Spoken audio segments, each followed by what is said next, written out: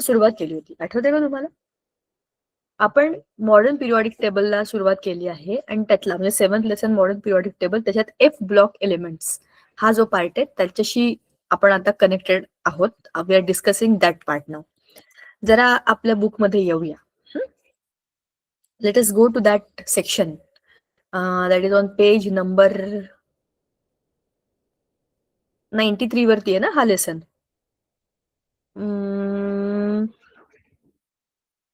Okay, 7th lesson आहे ना आपला. मी स्क्रीन शेअर करते. हा, F block element page number is 98. Let me share the screen.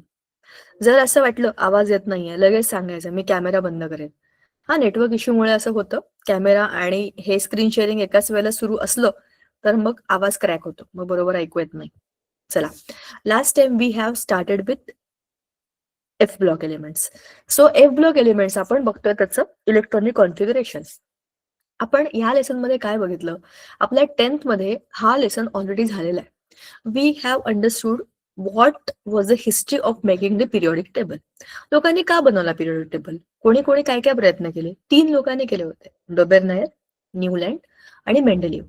मेंडेलिव्हच्या periodic table मध्ये जे काही चेंजेस केले that is your modern periodic table. त्याचीच आता आपल्याला सगळी ओळख करून देत आहेत ते, आणि कसं कसं त्याच्यामध्ये काय काय डिटेल्ड स्ट्रक्चर आपल्याला कळतं. प्रत्येक एलिमेंटची इन्फॉर्मेशन पिरियॉडिक टेबल मध्ये बघूनच आपोआप समजून जाते. त्यातला आपला एफ ब्लॉक एलिमेंट म्हणजे आपल्या पिरियॉडिक टेबलमध्ये 4 ब्लॉक आहेत. एस ब्लॉक, मध्ये डी ब्लॉक, इकडे पी ब्लॉक आणि सगळ्यात खाली 2 पट्ट्यात त्या आहेत एफ ब्लॉक. सो ते एफ ब्लॉक म्हणजे काय आहेत? ते आहेत आपले लॅन्थनाइड्स आणि ऍक्टनाइड्स. हे म्हणजे कोण आहेत? Let us C. जी पहिली पट्टी आहे त्यांना म्हणतात लॅन्थनाइड्स. म्हणजे काय? लॅन्थनॉइड सिरीज. तुम्हाला लक्षात असेल तर मी तुम्हाला बोलले होते की त्याची सुरुवात होते लॅन्थनियम आणि शेवट होतो ल्युटेशियम. तर ते लालू असंच त्यांना ओळखतात बघा, हा लू, ल्युटेशियम, आणि सुरुवात झाली आहे लॅन्थेनियम. ठीक आहे, कुठे गेला तो? हा हा पहिला. आणि मग बघा हा 57 आहे. 58 पासून ते ल्युटेशियम पर्यंत पुढचे सगळे 14 ह्याच्यामध्ये बसलेत.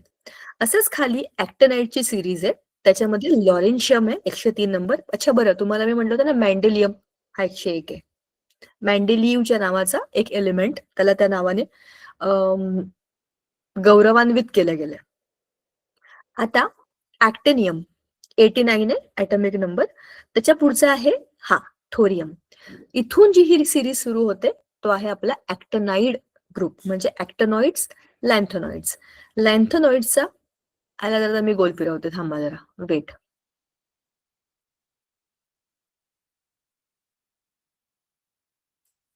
हा, आणि थोडं छोटं करूया याला आपण. बघा, असं हे आपलं पिरियॉडिक टेबल आहे. आपण S block, D block, P block बघितले होते.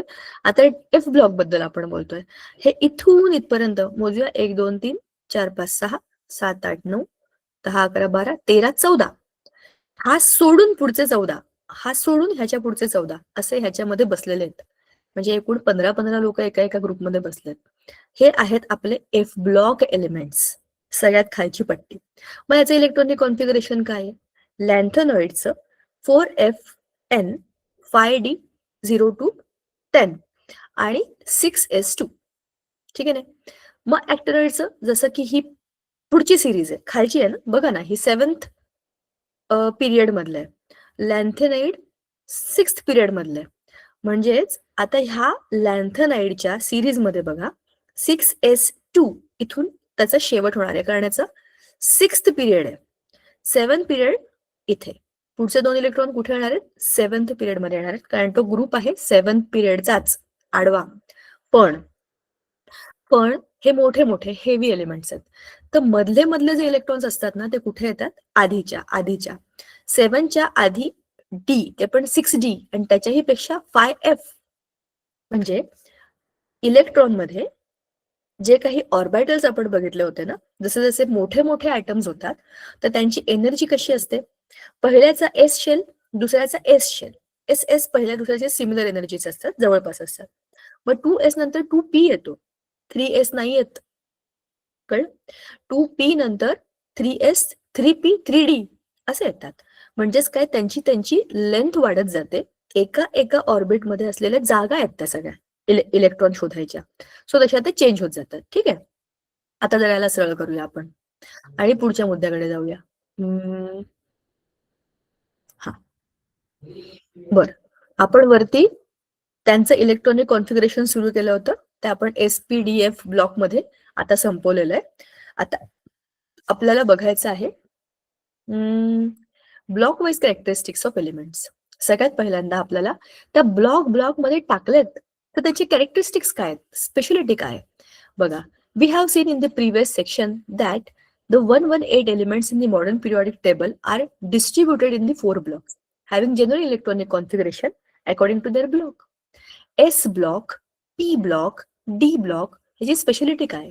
The S block contains the elements of the group 1, ते आहेत अल्कली मेटल्स, आणि ग्रुप 2 ते आहेत अल्कलाइन अर्थ मेटल्स. पहिला ग्रुप अल्कली मेटल्स, दुसरा group alkaline earth metals. All these elements are reactive metals, very very reactive metals. त्यांना तुम्ही असं मोकळं ठेवू शकत नाही, ते ब्लास्टच करून टाकतात. And occur in the nature only in the combined state because they are very very reactive. They won't be available into the free state. ते कुठल्या ना कुठल्या कोणत्या ना कोणत्या ऍटम बरोबर कंबाइंडच असणार आहेत. So their compounds with exception of lithium and beryllium are predominantly ionic. त्यांचे कंपाऊंड्स कसे असतात, आयनिक असतात. ते इलेक्ट्रॉन देतात किंवा घेतात आणि आयनिक बॉन्ड बनवतात. This is because they have only 1 or 2 valence electrons which they can lose very very easily.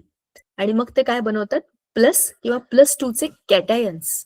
कॅटायन्स बनवले म्हणजे इलेक्ट्रॉन दिले, पॉझिटिव्ह चार्ज आला. Now they have low ionizing enthalpies which decrease down the group resulting in increase reactivity. जसे जसे तुम्ही खाली खाली जाल तसे तुमचे जे ऍटम्स आहेत आणि त्यांचे कॅटायन्स आहेत ते आणखीनच रिएक्टिव्ह होतात. वरती तर ते छोटी साईज म्हणून रिएक्ट करतात, पण खाली ते आणखीन रिएक्टिव्ह होत जातात आणि साईज वाढते तसं ते सगळ्याच्या सगळं group is of all the reactive people. ठीक आहे, हे झालं आपलं एस ब्लॉकचं, alkali metals, alkaline earth metals. नाव characteristics of P block elements. P block हा मी तुम्हाला म्हणलो जाऊया ती चाळ, त्याच्यामध्ये सगळे लोक आहेत, सगळ्या प्रकारचे लोक तिथे एकत्र नांदतायत. Metals, non metals, metalloids, noble gases, halogens, बिलोजन्स सगळे आहेत तिकडे. The P block contains elements of groups 13 to 18. The P block element together with S block elements are called as main group elements or representative elements. खरा जो आहे तो S नंतर Pच यायला पाहिजे ना. ट्रान्झिशन एलिमेंट्स काढून टाकले तर S आणि P हे ऍक्च्युली मेन ग्रुप एलिमेंट्स आहेत, हे खरे एलिमेंट्स आहेत सुरुवातीपासूनचे. मध्ये जे ते ट्रान्झिशन्स आहेत त्याच्या D D D D orbital मध्ये आले म्हणून ते खरं मध्ये घुसलेत. पण ह्याच्यानंतर सेकंड ग्रुप नंतर डायरेक्ट 13th ग्रुप नाहीये, तो थर्ड ग्रुप आहे ऍक्च्युली बघितला तर, म्हणून त्यांना म्हणतात मेन ग्रुप किंवा representative elements. The last group of the P block namely the 18th group is a family of noble or the inert gases. These have closed balance shells, म्हणजे complete ड्युप्लेट. त्यांच्यामध्ये हेलियमचे ड्युप्लेट आणि बाकी सगळ्यांचे ऑक्टेट जन्माला आले तेव्हाच भरलेले आहेत. Therefore they have very low chemical reactivity, almost negligible. They do not react with anybody. Elements of group 17 म्हणजे हॅलोजन फॅमिली आणि ग्रुप 16 म्हणजे कॅल्कोजेन्स किंवा chalcogens include reactive non metals.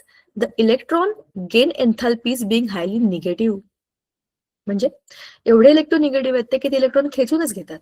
They gain 1 or 2 electrons readily and form दी अनायन्स, म्हणजे X- किंवा X-2 असे ते अनायन्स form करतात which have complete octet.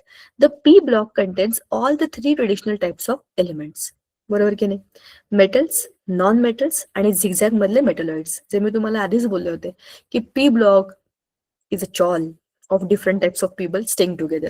खूप श्रीमंत लोक आणि एकदम भांडकुदळ लोक, बरे लोक आणि मेटल्स घेऊन टाका रे अशा टाइपचे सगळे लोक.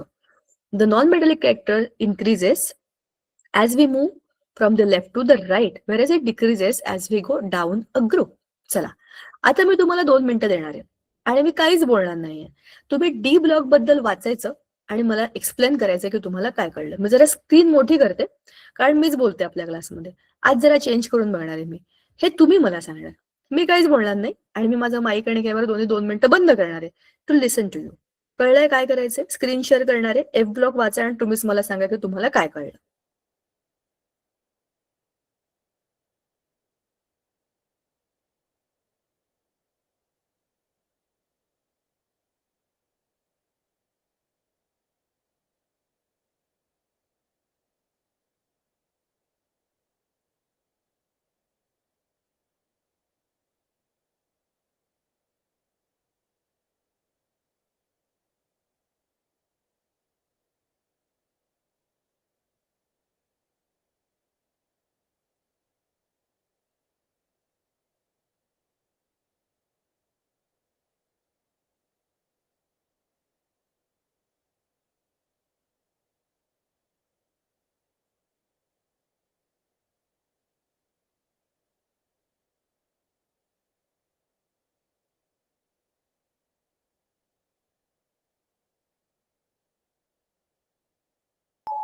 मॅम बोला, सांगा. तुम्ही F ब्लॉक सांगितलं होतं का?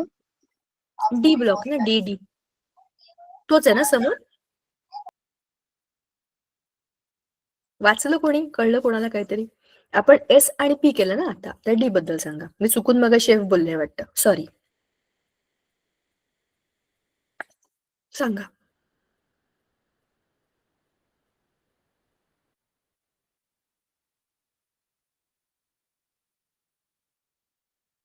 कोणी बोला, हँड रेज केलं असेल तर बोला, आणि मी आता स्क्रीन शेअर केली आहे ना. मॅम डी ब्लॉक एलिमेंट राहता ना, ते 3 to 12 त्याच्यामध्ये राहतात. बरोबर मध्ये बरोबर. आणि त्यांना D block element transition element आणि ट्रान्झिशन मेटल्स म्हणून म्हणतात. ओके,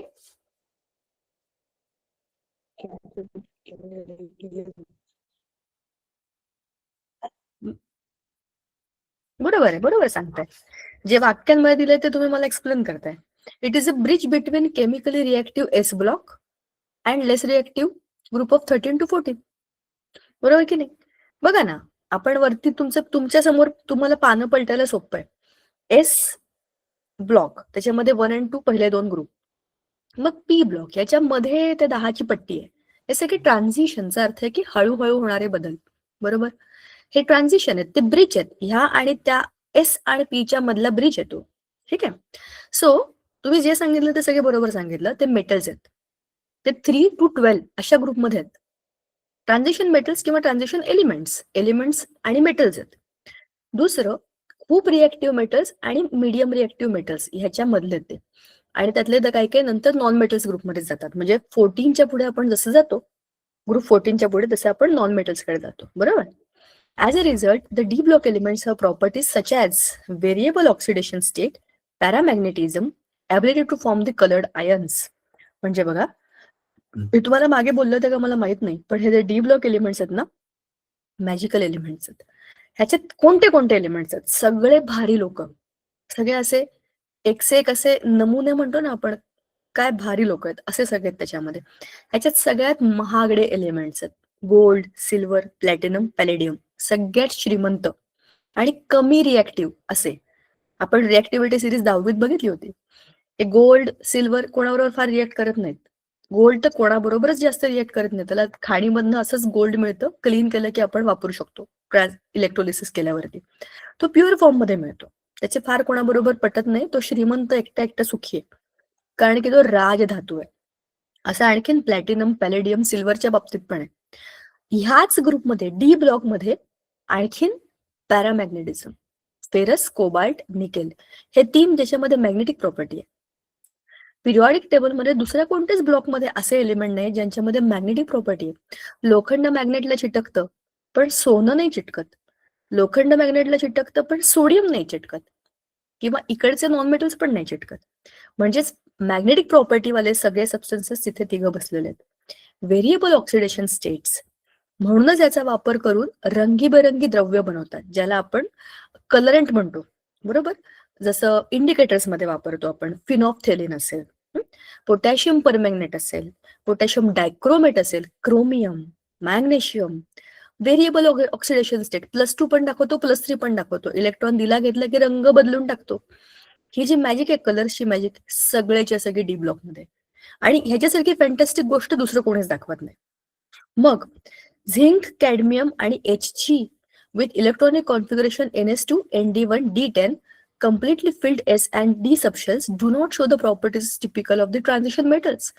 असे पण त्याच्यामध्ये जे डी ब्लॉक मध्ये पण डी ब्लॉकच्या प्रॉपर्टीज दाखवत नाहीत. सगळ्या प्रकारचे ट्रान्झिशन मधले all possible types of people are setting in that group. खूप श्रीमंत, खूप आकडू, खूप एकदम वेगळेच मॅग्नेटाइज करणारे, जादू करणारे, रंग बदलणारे, सगळ्या प्रकारचे लोक डी ब्लॉक मध्ये बसलेले आहेत. आणि मेटल्स आहेत सगळेच्या सगळे, युजफुल मेटल्स. आता F block elements. The F block contains elements all of which are metals and are placed in the 2 rows called as lanthanoid and an actinoid series. बरोबर, खाली 2 पट्ट्या ज्या आहेत त्या. The series are named after the preceding elements lanthanum and actinium. In the third group of the D block of the 6th and 7th period respectively. आपण खाली बघितलंय ते लॅन्थेनम आणि खाली actinium. The lanthanides are also known as rare earth elements. ठीक आहे. The last electron in the elements of this series is filled with n-2 exception. म्हणजे तुमचा आपण जे इलेक्ट्रॉनिक कॉन्फिगरेशन बघितलं की नाही, लॅन्थेनमच्या सिरीज मधले सगळेचे सगळे 6th पिरियड मधले आहेत. तर 6s2 इलेक्ट्रॉन्स बसतील, पण एफ ब्लॉक मागे आहे त्याच्या. डी ब्लॉक 6वा, एफ ब्लॉक 5वा, म्हणजे n-2. 7व्या पिरियड मध्ये असेल तर 5व्या पिरियडचा एफ, आणि 6व्या पिरियड मध्ये असेल तर 4थ्या पिरियडचा. बरोबर, असे -2 असे सबशेल त्याच्यामध्ये असतात. And these are called as inner transition elements. Transition एलिमेंट्सच्या मधले inner transition elements. These elements have very similar properties with in each series. एकाच ग्रुप मधले सगळ्याच्या सगळे एकसारख्या प्रॉपर्टीज दाखवतात, म्हणून तर ते एकत्र आहेत ना. दी ऍक्टिनाइट elements beyond uranium-92 are called as trans-uranium elements, and all the trans-uranium elements are man-made and radioactive. 92 च्या पुढचे सगळे man-made आहेत आणि ते काय सगळे रेडिओ ऍक्टिव्ह एलिमेंट्स आहेत जे रेडिओ ऍक्टिव्हिटी दाखवतात.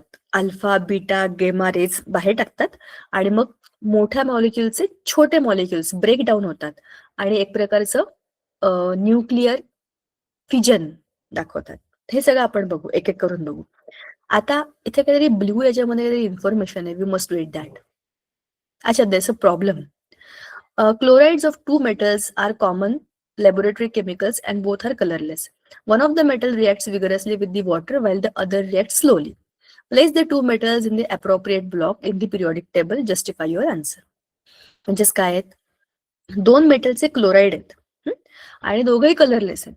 त्यातला एक जो आहे तो खूप पाण्याबरोबर विगरसली रिॲक्ट करतोय, खूप भयंकर रिॲक्ट करतोय पाण्याबरोबर, आणि दुसरा स्लोली रिॲक्ट करतोय. मग त्यांना तुम्ही कसं ठेवाल? Metals are present in the all 4 blocks of the periodic table. म्हणजेच काय, सगळीकडे मेटल्स आहेत. S-P-D-F सगळीकडे मेटल्स आहेत. But salts of metals in the F block and P block except AlCl3 are not common laboratory chemicals. Therefore the choice is between S and D. F block आणि जे आपले इकडचे D block आहेत हे common laboratory मधले नाही आहेत. मग लॅबोरेटरी मधले कोणते आहेत? एस आणि पी. बरोबर की नाही? सॉरी, एस आणि डी जे आपले रेग्युलर वापरातले सॉल्ट्स वाले आहेत ते. From the given properties the placement is done as shown below. S block मधले कोणते आहेत? जे खूप स्ट्रॉंगली पाण्याबरोबर रिॲक्ट करतात, जसं की सोडियम असेल, आणि जे स्लोली रिॲक्ट करतात ते डी ब्लॉक असतील. म्हणजे पहिल्यांदा हायली रिॲक्टिव्ह वाला जो असेल तो एस ब्लॉक मध्ये टाकू आपण, आणि जो स्लो रिॲक्टिव्ह असेल तो डी ब्लॉक मध्ये टाकू. ठीक आहे. म्हणजेच त्याला प्लेस करताना reactive S block, medium reactive D block असं आपण त्याला टाकणार. ठीक आहे. नाव आता periodic trends in the elemental properties. The original structure of the periodic table was based on the empirically observed periodicity in the elemental properties. Thus, elemental properties show similarity in the group and show gradual variation across the period. एका ग्रुपमध्ये ठेवलेले सगळे एकसारख्या property दाखवतात आणि आडव्या पट्टीमध्ये त्यांच्यामध्ये gradual changes होत जातात. ठीक आहे ना? म्हणजे when you go from left to right, there is a gradual change in the properties. For example, when you go from left to right, the size of the atom decreases. बरोबर, that's a gradual change. But everybody sitting in a group have the similar properties. असं आपण म्हणू शकतो. जसं की सगळ्यांची valency एकच असते ना त्या ग्रुपमधली. Number itself is the valency. So अशा पद्धतीने आपण त्यांचे जनरल कॅरेक्टरिस्टिक सांगू शकतो. नाव वी विल नाव discuss this section. In this section, the periodic trends in some physical and chemical properties of elements, correlating them with electronic configuration and the nuclear charge. These trends are explained in terms of two fundamental factors: attraction of the extranuclear electrons towards the nucleus and the repulsion between the electrons belonging to the same atom. These attractive and repulsive forces operate simultaneously in an atom. This results in two interrelated phenomena called as effective nuclear charge and the screening effect. आता जरा हे काय आहे बघा. Two fundamental factors: attraction of extranuclear electron towards the nucleus and repulsion between electrons belonging to the same atom. आता जरा असं assume करा, हा ॲटम आहे आणि त्याच्या शेल्स आहेत.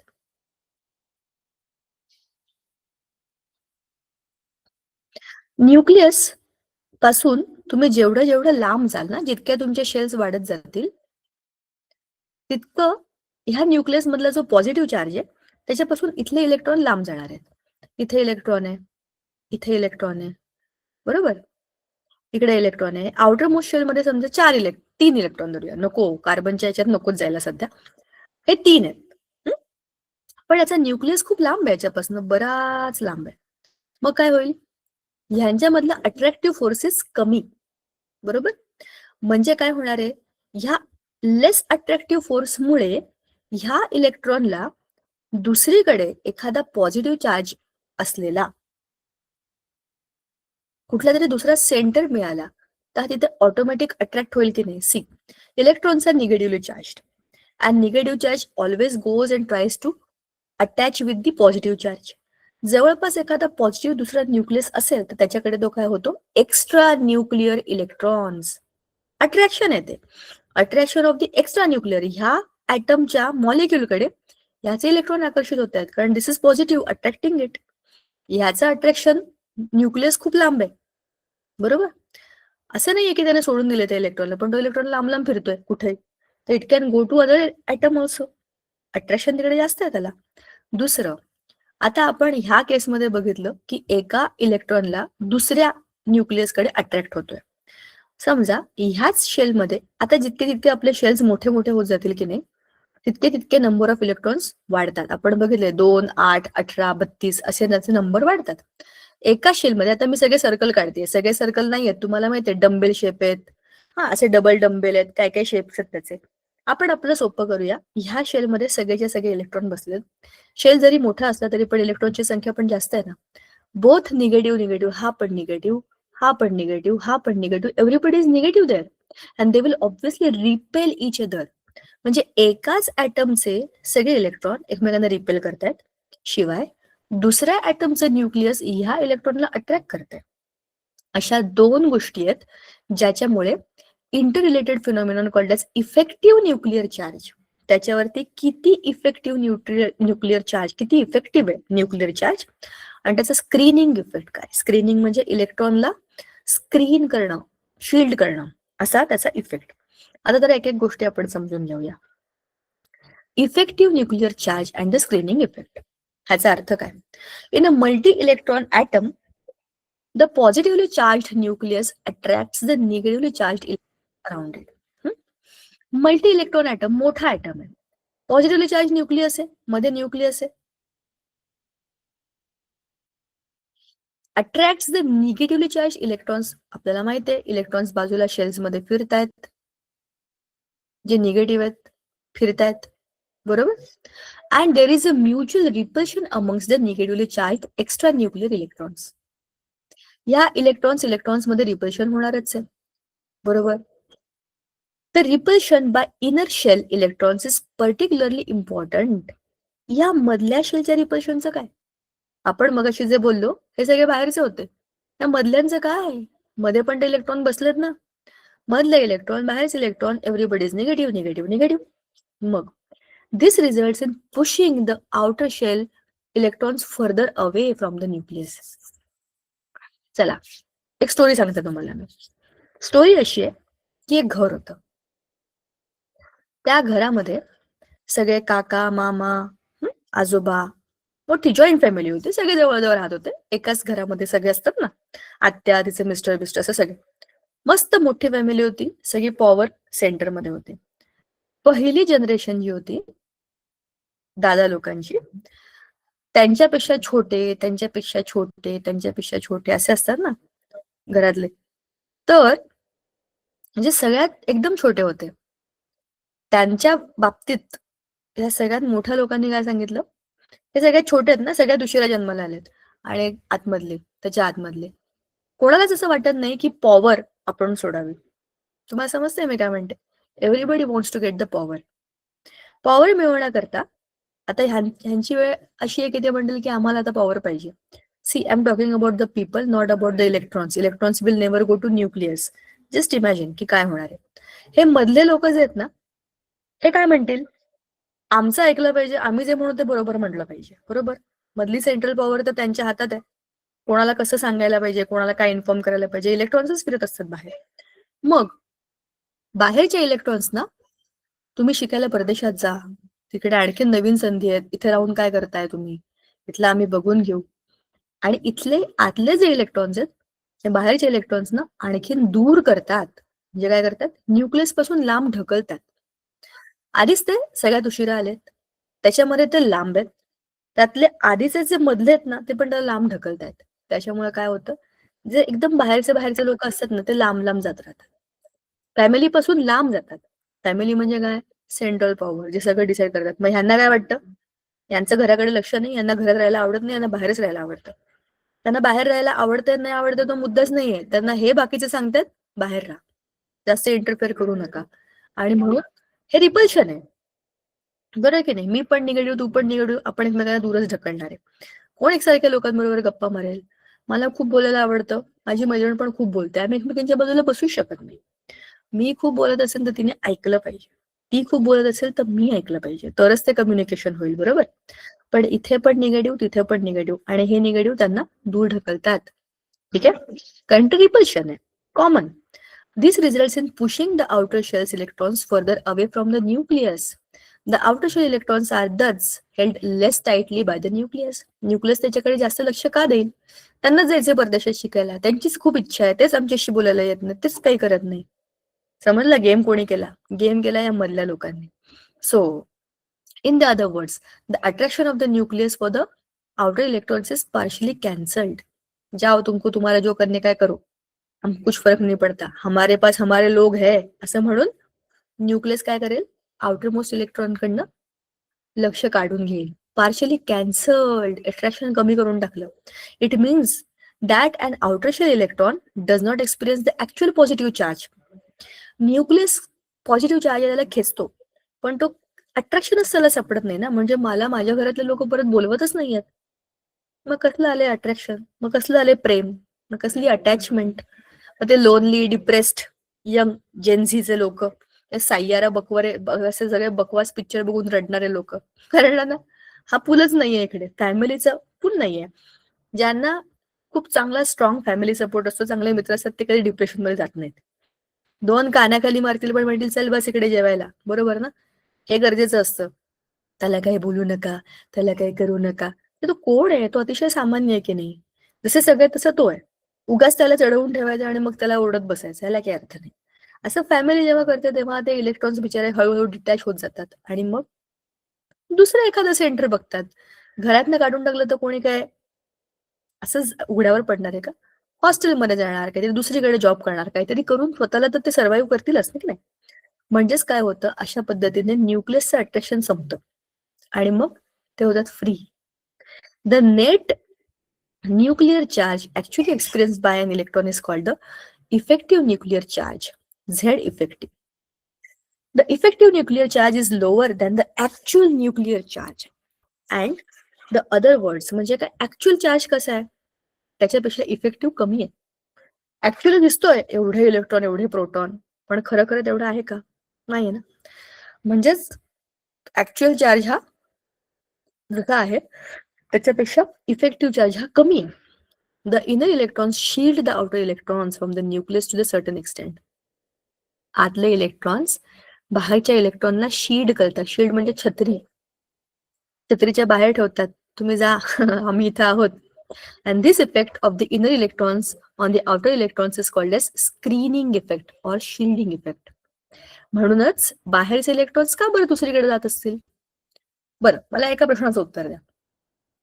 तुम्हाला जर तुमच्या घरामध्ये लागणाऱ्या सगळ्या गोष्टी आहेत, तुम्हाला तुमच्या घरात रिस्पेक्ट मिळतोय, तुम्ही लोकांना रिस्पेक्ट देताय, चांगलं कम्युनिकेशन आहे, तर तुम्ही कशाला विनाकारण बाहेर कोणाशी काय काय बोलायला जाल, काही झालं की नाही. ह्याचाच अर्थ असा आहे की जी गोष्ट आपल्याला आपल्या मित्रांशी बोलता येत नाही, ती बोलण्याकरता आपण दुसरे मित्र शोधतो किंवा स्वतःचं गुगलवरती काहीतरी शोधून काढतो. म्हणजेच आपल्याला शिल्डिंग, आपल्या सर्कलमधनं आपण शिल्ड झालोय, we are out of it, असं फिलिंग जेव्हा येतं तेव्हा आपण काय होतो, दुसरे पर्याय शोधतो. पण असं केल्यामुळे काय होतं, डिपेंड्स आपण कुठे जातोय. रिअल लाईफमध्ये तर आणखीनच भयंकर होऊ शकतं.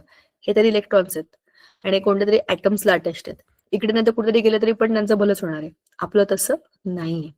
So effective nuclear charges Z minus electron shielding, त्याला आपण झेड मायनस न्यू किंवा सिग्मा असं म्हणतो. Not new, sigma.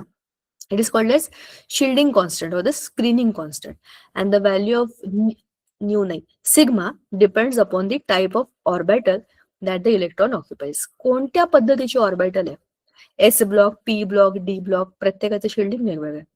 As we move across a period, actual nuclear charge increases by 1 at a time. The valence shell remains the same and the newly added electron gets accommodated in the same shell. हे आपल्याला माहिती आहे ना. बघा, Na is 11 आणि ह्याच row मधला, ह्याच पिरियड मधला क्लोरीन इज 17. एकाच पिरियड मधल्या पहिल्या ते 7 पर्यंतच्या एलिमेंट्स मध्ये आडवं गेलं पिरियोडिक टेबल मध्ये तर शेल तीच आहे. It is just in the second period. आणि मग सेकंड आहे का नाही, थर्ड पिरियड मध्ये हायड्रोजन, हेलियम, लिथियम नंतर सोडियमची थर्ड पिरियड आहे, राईट. सो थर्ड पिरियड मधला पहिला आहे सोडियम, लास्ट आहे chlorine. Period number 3, so all the elements will have only 3 orbitals. Now orbitals same, number of electrons is getting added to the same orbital. एकच पिशवी आहे यार, त्याच्यात तुम्ही किती बटाटे भराल, कधी ना कधी तर पिशवीचं लिमिट तर संपणार ना. तेच होतं. सो आतमधल्या न्यूक्लियस मध्ये +1 चार्ज तर वाढलाय आणि पण बाजूला इलेक्ट्रॉन्स पण तर वाढलेत. So the valence shell remains the same and the newly added electron gets accommodated in the same shell. There is no addition of electrons to the core. म्हणजेच काय, इलेक्ट्रॉन्सची शेल जी आहे त्याच्यामध्ये इलेक्ट्रॉन्स वाढत गेलेले आहेत.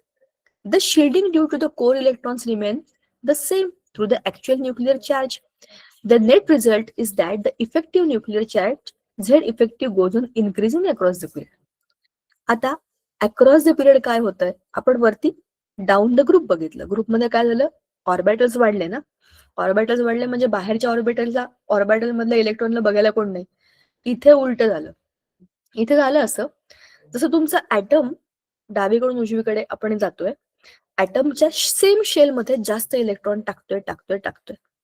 इलेक्ट्रॉन तर टाकतोय पण मध्ये न्यूक्लियस मध्ये प्रोटॉन पण टाकतोय. जितके पॉझिटिव्ह तितके निगेटिव्ह. पॉझिटिव्ह निगेटिव्ह एकमेकांना खेचतायत जवळजवळ, म्हणजे they are attracting each other. जर सोडियमचा बॉल एवढा असेल तर क्लोरीनचा बॉल आपोआप छोटा होईल, बिकॉज जास्त अट्रॅक्शन, ज्याच्यात अट्रॅक्शन जास्त एकमेकांना खेचेल की नाही. The pull is more, so the size also shrinks. एकाच शेलमध्ये पॉझिटिव्ह निगेटिव्ह वाढल्यामुळे झालेलं अट्रॅक्शन आहे. The more attraction the more is shrinking. काय करणार, there is no addition of electrons. म्हणजेच काय आहे, ह्याच्यामधला जो इफेक्टिव्ह न्यूक्लिअर चार्ज आहे तो वाढलाय ऍक्च्युअल पेक्षा.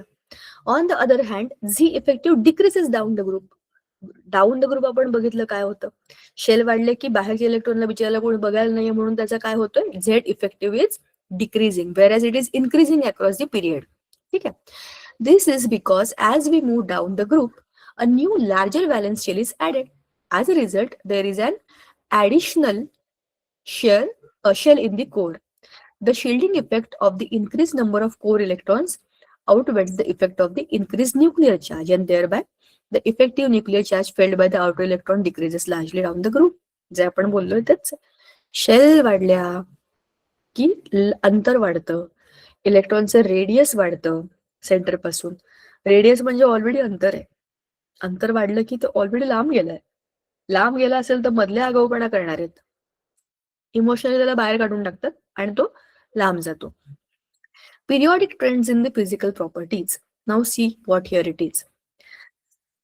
आपल्या पिरियॉडिक टेबलमध्ये फिजिकल प्रॉपर्टीज कशा चेंज होतात. Many physical properties of elements such as melting point, boiling point, density show periodicity. If you remember in your 10th standard textbook, there was a small passage of halogen group. The periodic trend in the halogen group असा एक part होता. Halogen is a 17th group, right? त्याच्यामधला fluorine आणि chlorine, these two are gases. Bromine is liquid and iodine is a solid.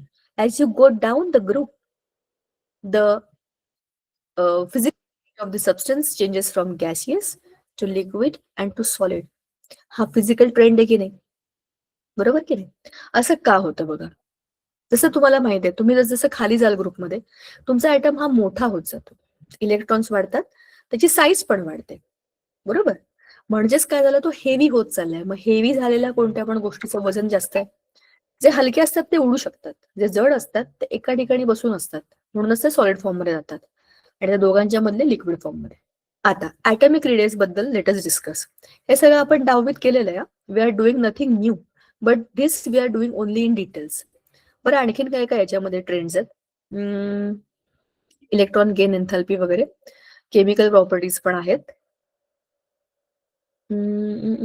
Just a glance की आपल्या धड्यामध्ये काय काय. काही नाही, फार काही नाही, जे आपण ऑलरेडी 10th मध्ये केले तेच आहे, फक्त थोडंसं आणखीन डिटेलमध्ये. चलो, विल सी.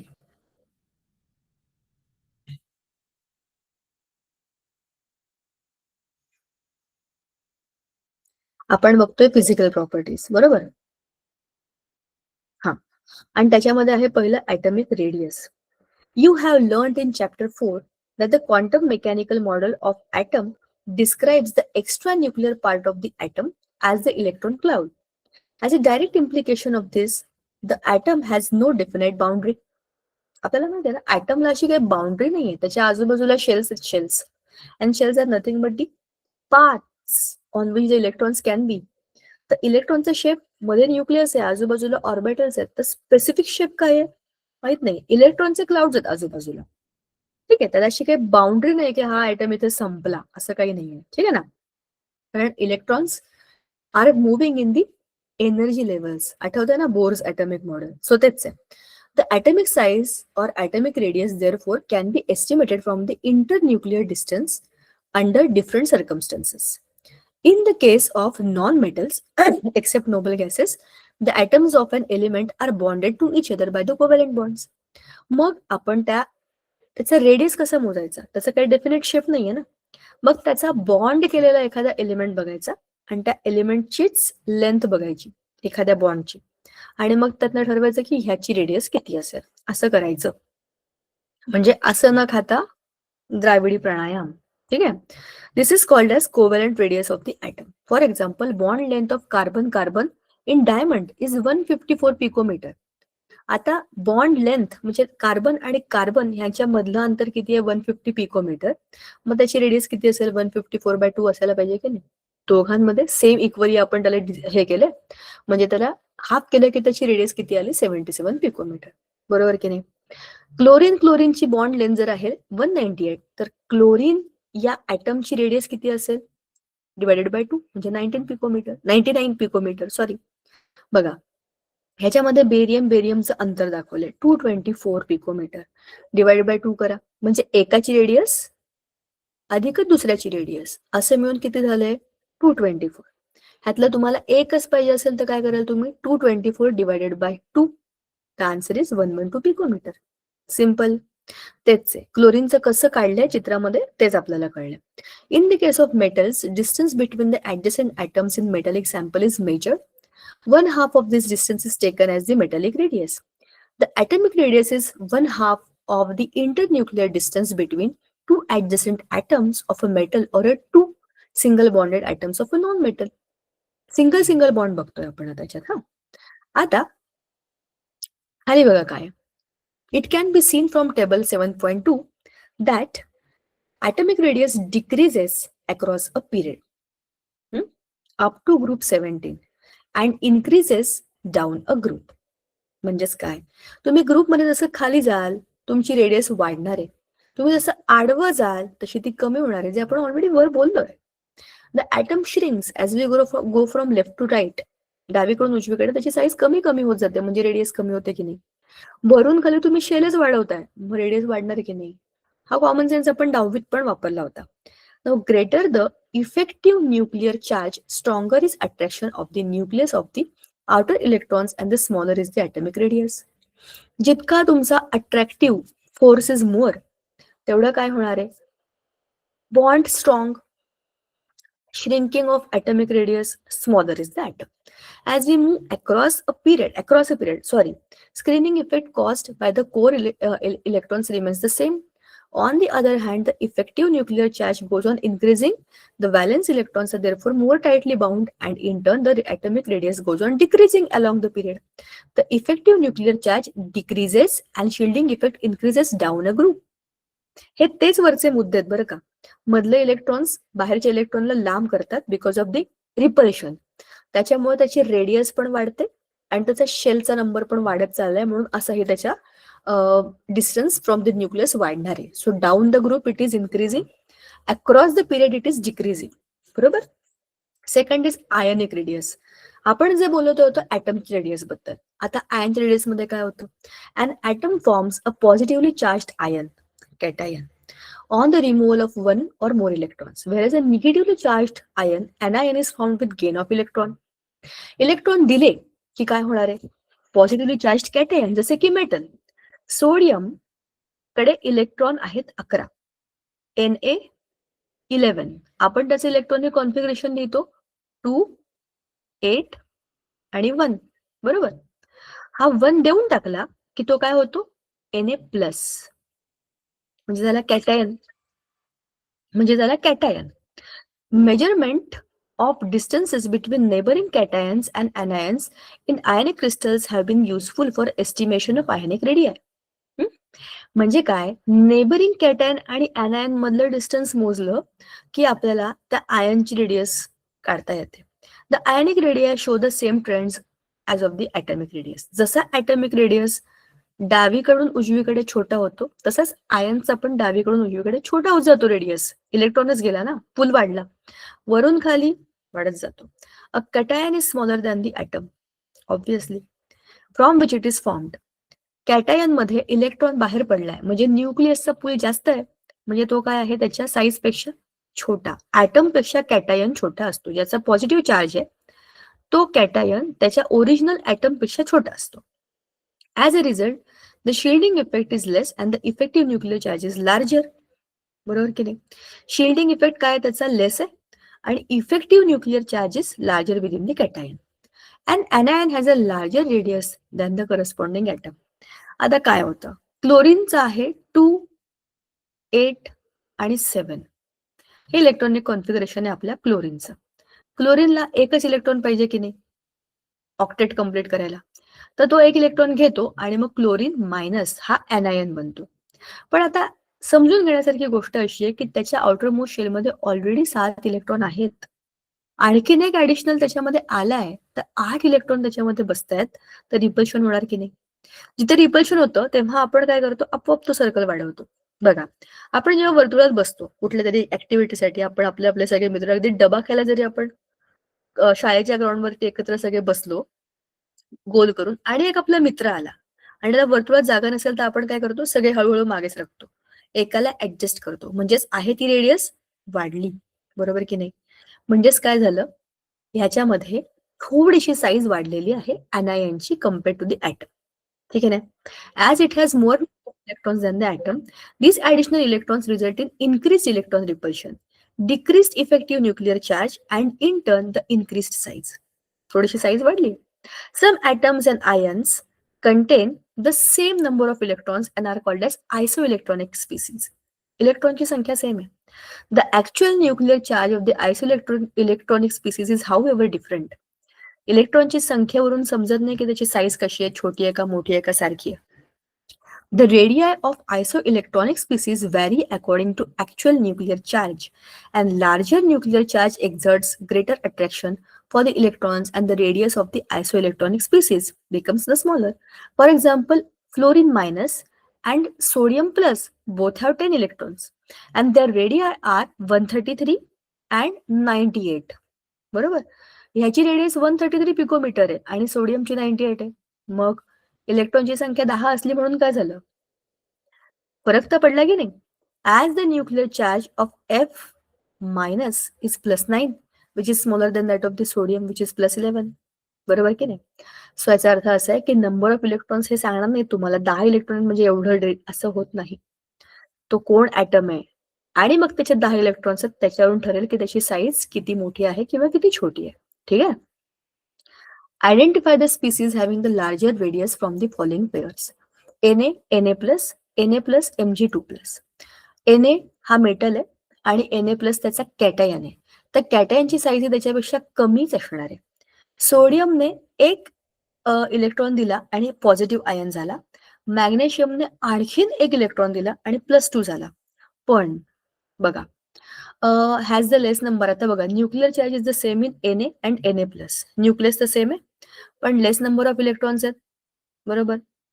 मग radius of Na is larger, ह्याची जास्त आहे. आता Na+ आणि Mg2+ मध्ये काय होतं? They are isoelectronic, same number of electrons. Mg2+ has larger nuclear charge, म्हणजेच काय होणार आहे? Na has the larger radius. ज्याचा न्यूक्लिअर चार्ज जास्त, ह्याचा न्यूक्लिअर चार्ज जास्त म्हणजे तो त्याला जास्त खेचून घेणार. ह्याचा कमी म्हणून त्याची साईज याच्यापेक्षा जास्त आहे. ठीक आहे. आता formation of cation X-. The energy required to remove an electron from an isolated gaseous atom in its ground state is called as ionization enthalpy. एखाद्या ॲटमला तुम्हाला आयनाइज करायचंय म्हणजे काय करायचंय? The energy required to remove an electron from an isolated gaseous atom in its ground state is called as ionization enthalpy. एखाद्या ॲटमला तुम्ही gaseous फॉर्ममध्ये टाकलं आणि त्यातला एक इलेक्ट्रॉन तुम्हाला काढायचा असेल, त्याला आयनाइज करायचं असेल, तर त्याला तुम्हाला जितकी एनर्जी द्यावी लागते ती तुमची असते आयनाइज करण्यासाठी लागणारी एन्थॅल्पी म्हणजे एनर्जी. ठीक आहे. So ionization enthalpy is the quantitative measure of tendency of an element to lose electron and expressed in kilojoule per mole. Since electrons are lost one at a time, we have first ionization enthalpy, second ionization, and so on. हा एक item आहे gaseous state मधला. ह्याचा एक electron काढण्याकरता तुम्हाला एवढी energy लागली.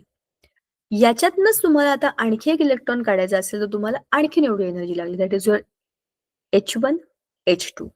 So ionization enthalpy is always positive since the energy always needs to be supplied to knock out the electrons from the atom. आपण एनर्जी त्याला देतोय ना, जी देतो ती पॉझिटिव्ह असते, जी बाहेर पडते ती निगेटिव्ह असते. The second ionization enthalpy is larger than the first ionization enthalpy. केव्हा पण बघा, एक इलेक्ट्रॉन काढला ठीक आहे, दुसरा इलेक्ट्रॉन काढणं सोपं नसतं, जास्त एनर्जी द्यावी लागते. The value is more. आणि थर्ड त्याच्याहून जास्त असेल. ठीक आहे. As it is shown from the table. बघा जरा टेबल बघूया आपण. लिथियम, सोडियम, पोटॅशियम, रुबिडियम, सिझियम हा पहिला ग्रुप आहे. ह्यांचे ॲटॉमिक नंबर आहे 3, 11, 19, 37 आणि 55. 2s1, 3s1 हे त्याचं इलेक्ट्रॉनिक आउटर कॉन्फिगरेशन आहे. आता ह्याची फर्स्ट एन्थॅल्पी पहिली किती आहे? 520. ह्याची 496, 419, 403 आणि याची बघा 374च आहे. म्हणजे as you go down the group you need less amount of energy to remove the outermost electron. The reason being, atom is bigger. There is less attraction between the nucleus and the outermost electron. So it is easily giving its electron. तर ते द्यायला तयारच आहे. So why you will waste more of your energy? You need less energy to remove it. But in case of a smaller atom, the nucleus has an eye on the electrons. मग ते पटकन सोडतच नाही ना इलेक्ट्रॉनला. अट्रॅक्शनच जास्त आहे. So you need to give more energy. Just look at this lithium. It has just 3 electrons. 2 in the inner shell, S1 मध्ये 2 आहेत. Second shell मध्ये 1 electron. So that 1 electron is to be removed. You have to give more amount of energy. That is your 520. म्हणून सगळ्यांमध्ये जास्त ह्याची आहे. So as you go down a group, you have to give less amount of energy to make a ionized form of that metal or that element. ठीक आहे. आज आपण थांबूया इथे. पुढे आपण याचा पुढचा भाग पुढच्या वेळेला बघूया. तोपर्यंत हा लेसन वाचा आणि काय तुम्हाला नवीन इंटरेस्टिंग गोष्टी समजतात ते मला पण सांगा. थांबूया आपण आज. मग इलेक्ट्रॉन गेन एन्थॅल्पी आहे आणि periodic trends in chemical properties आहेत.